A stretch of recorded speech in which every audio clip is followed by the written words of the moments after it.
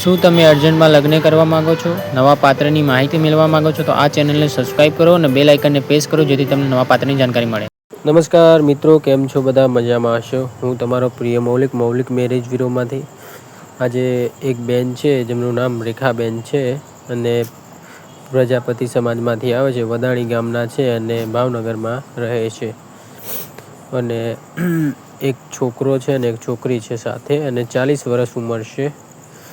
અને પતિનું ઓફ થયેલ છે અને પતિના ઉપર વશીકરણ કરવાથી પતિનું મગજ ખરાબ રહેવાથી પતિને દરરોજ ખરાબ સપના આવતા હતા, અને જેના કારણે પતિ ઘરથી બહાર નીકળી જતો હતો. એક ટાઈમ પછી બેને કીધું કે ઘરે જ નહીં આવ્યા, અને એના પછી પતિનું 2 મહિના 3 મહિના પછી લાશ મળેલી હતી નદીના કિનારે ભાવનગરમાં, એવું બેને કીધું. એટલે બેને બહુ રોઈને મને કહેતા હતા, મને કે મૌલિકભાઈ અત્યારે ખાવાના લાલા પડી ગયા છે અને પ્રોબ્લેમ બહુ જ છે. મેં કીધું કોઈ વાંધો નહીં બેન, તમે રોવાની જરૂર છે નહીં. તમે મને ફોટો નામ મોકલી દેજો, અમે તમારું રેકોર્ડિંગ મૂકીશું. સામેવાળા પાત્ર કોઈ સારું ગોતીને તમારા જોડે લગ્ન કરાવી આવશે. મિત્રો, આ બેનનું નામ છે રેખાબેન અને પ્રજાપતિ સમાજમાંથી આવે છે અને વદાણી ગામમાં રહેતા હતા અને હવે ભાવનગરમાં રહે છે. બરાબર. પતિનું ઓફ થવાનું કારણ એ જ છે કે નાનો ગામમાં એક નવું ઘર બનાવ્યું હતું એમને, જે પાકું મકાન બનાવ્યું હતું વદાણી ગામમાં, અને જેના કારણે ભાઈને ઝઘડા થતા હતા ઘરમાં. તો જે એમના ભાઈ હતા એમને કોઈ પંડિતને મળ્યા ભુવાને, અને એને ફોટો નામ આપીને એમનું બેનનું એવું કેવું છે. એટલા માટે આપણે આ કહી રહ્યા છીએ કે બેને જે પ્રોબ્લેમ કીધી આપણે પ્રોબ્લેમ કહેવી પડે વિડીયોમાં, જેથી બધા લોકોને ખબર પડે કે અસલમાં આવી રીતે ફોન આવતા હોય. તો બેને એવું કીધું કે ભાઈ ઉપર મંત્ર મારી અને વશમાં કરવામાં આવ્યો. એના કારણસર ભાઈનું મગજ ખરાબ રહેવા માંડી ગયું. ભાઈ ઘણીવાર બીમાર થઈ જાય, ઘણીવાર તાવ આવી જાય. કે પહેલાં અમે કે વદાણી ગામમાં રહેતા હતા. વદાણી ગામમાં કે અમે 2-3 જગ્યાએ ઝઘરાલ, પછી પાટણમાં અને 2-3 જગ્યાએ હોસ્પિટલમાં બતાવ્યું. અમદાવાદ સોલા સિવિલમાં બતાવ્યું, પણ ક્યાંય રિપોર્ટ બધા નોર્મલ આવતા હતા મૌલિકભાઈ. અને કે 1-2 વાર તો કે ઘરેથી ભાગી ગયા અને ઘરમાં હો કરવા માંડી જાય કે હું આવી ના આવી, અને ખોટું વાસણ તોડી નાખતા હતા. એકવાર તો એમને ગુસ્સો આવી ગયો તો મને માથામાં કે પકડ મારી દીધો. પકડ એટલે પેલો ચીપિયો જે ગરમ કરવાની ચા આપણે ગરમ કરવા લઈએ છીએ ને મિત્રો, એ ચીપિયો લીધો અને કે મને મારવાની કોશિશ કરી. તો બી કે હું તો બચી ગઈ, પણ ભાઈ પછી ગુસ્સે થયા. એ દિવસ જતા રહ્યા. એ દિવસ શનિવાર હતો ભાઈ કે શનિવારના દિવસે જતા રહ્યા. એના પછી કે આયા છે નહીં. અને પછી એના પછી 2 મહિના પછી કે મૌલિકભાઈ એમની લાશ મળી નદીના કિનારથી. કે ભાઈ ત્યારથી હું એકલી રહું છું અને નાનું મોટું કામ કરી અને ઘર ચલાવું છું. સારું પાત્ર શોધી રહી છું, પણ હું એટલી બધી ભણેલી નથી. અને કે મારા છોકરા છોકરી લઈને સરકારી હોસ્ટેલ પેલા ભણાવું છું, કે સરકારી સ્કૂલમાં. એટલે કે વાંધો નથી. પણ ભાઈ અમે તમારો વિડીયો યુટ્યુબમાં જોયો એટલે તમારો વિડીયો મને ગમ્યો. મને કે મારી આટલી હેલ્પ કરો કે તમે યુટ્યુબમાં મારા લાયક કોઈ પાત્ર આવતું હોય તો મને ગોતી આપો. મેં કીધું બેન કોઈ વાંધો નથી, તમે ફોટોનું નામ મોકલો, અમે તમારા લાયક કોઈ પાત્ર આવશે તો ગોતું છું. તો મિત્રો, તમને જે સામે બેન દેખાઈ રહ્યા છે એ બેનનું નામ રેખાબેન પ્રજાપતિ છે, જે વદાણી ગામના છે અને ભાવનગરમાં રહે છે.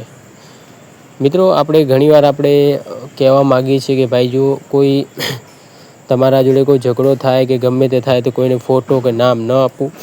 આ બેનના જોડે જે ઘટના ઘટી છે સાચી ઘટના છે. બેને મને પ્રૂફ બી આપ્યું, મને ફોટા બી મોકલ્યા કે મારા ઘરવાળા સાથે, અને મેં ફોટા બી જોયા.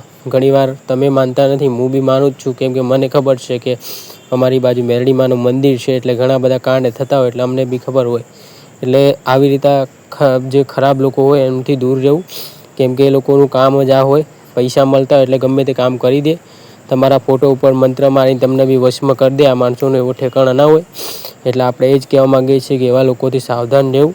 આ બેનની જે પરિસ્થિતિ જોઈને બેનને જે રોતા હતા અને જે કહેતા હતા, જે પરિસ્થિતિ જોઈ મેં અને નામ સાંભળીને જેમને એમને મને કીધું ને એ પ્રમાણે તો મને ખબર પડે જ છે કે અસલમાં આ બધું હોય જ.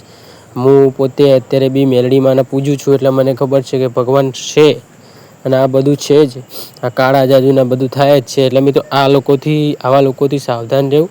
આ લોકો પૈસા કમાવા માટે ગમે તે વસ્તુ કરી શકે માણસ ઉપર.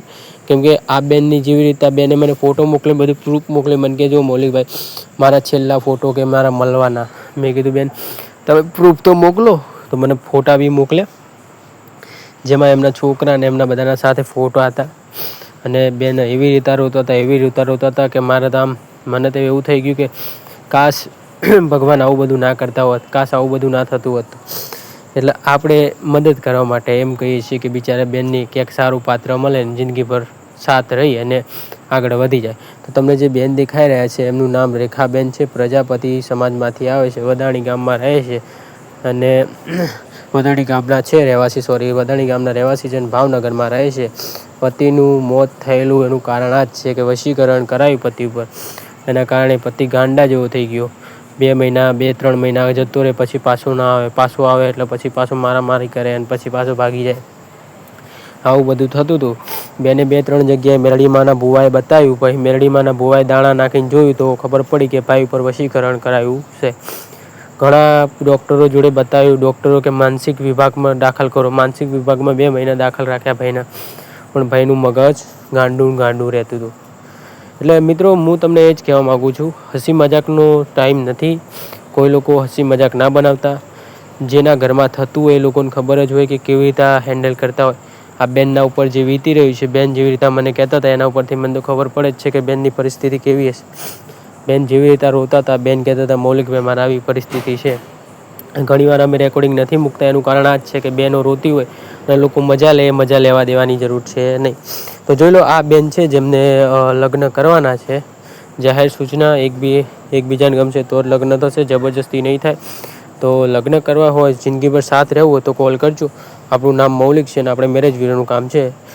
અમને અર્જન્ટમાં કરવાનું છે. એક છોકરો છે ને એક છોકરી છે, બરાબર. જો તમે ચેનલ પર નવા તો સબસ્ક્રાઈબ કરી લેજો અને બેલ આઇકનને પ્રેસ કરજો, જેથી તમને નવા પાત્રની જાણકારી સૌથી પહેલાં મળે. તો લગ્ન કરવા માટે આ નંબર ડાયલ કરજો, 9313533149. ચેનલ પર નવા તો સબસ્ક્રાઈબ કરી લેજો, જેથી તમને નવા પાત્રની સૌથી પહેલાં જાણકારી મળતી રહે. અને યાદ રાખજો, એકવાર પાકું થયા પછી જલ્દી છૂટાછેડા થશે નહીં. એટલે જે બી ફેસલો લઈ રહ્યા છો જોઈ વિચારી લેજો, કેમ કે તમારા ફેસલા ઉપર ડિપેન્ડ હોય તમારું. અમે કરાવીને છૂટા થઈ જઈશું. અને જાહેર સૂચના આ સાચું છે કે વશીકરણ થાય છે, કેમ કે આ જોયા પછી તો ખબર પડે જ છે. જેને માનવું હોય એ માનો, જેને ના માનવું હોય એનો વાંધો નથી. પણ જે બેને પરિસ્થિતિ કીધી એ મને એના ઉપરથી તો આધાર ખબર પડે જ છે. કેમ કે કોઈ એમને એમ બોલે ના, જ્યાર સુધી કોઈના ઉપર ઘટના ઘટે ના ત્યાર સુધી કોઈ કહે નહીં. આપણા સુધી જેટલા બી પાત્ર આવે એમાં અમુકને જે પ્રોબ્લેમ થાય એ લોકો કહે, એટલા માટે આપણે યુટ્યુબમાં મૂકીએ કે એના લાયક કોઈ પાત્ર મળે. અને જાહેર સૂચના, કોઈ બેન દીકરીનો મજાક ન બનાવો.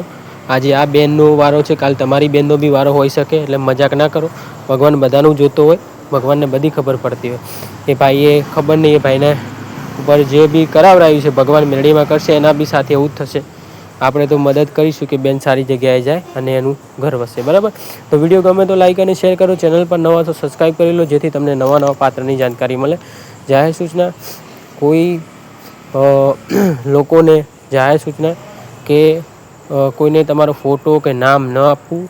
અને કોઈ એવો અંજાન માણસ હોય કે તમારી દુશ્મની હોય કે ગમે હોય, એવા લોકોથી દૂર રહેવું. કેમ કે એ લોકો તમારા ઉપર આવું બધું કરી શકે છે. અને જાહેર સૂચના, દોયડો પહેરવો અને સારી રીતે મંદિર જતું રહેવું અને આવા લોકોથી સાવધાન રહેવું. તો વિડીયો ગમે તો લાઈક અને શેર કરજો. ચેનલ પર નવા તો સબસ્ક્રાઈબ કરી લેજો. આ નામનું નામ છે રેખાબેન પ્રજાપતિ અને વદાણી ગામના રહેવાસી છે અને ભાવનગરમાં રહે છે. અને એક છોકરો છે ને એક છોકરી છે, 40 વર્ષ ઉંમર છે. અને લગ્ન અર્જન્ટમાં કરવાના છે. અર્જન્ટમાં લગ્ન કરવા માટે આ નંબર ડાયલ કરજો, 9313533149.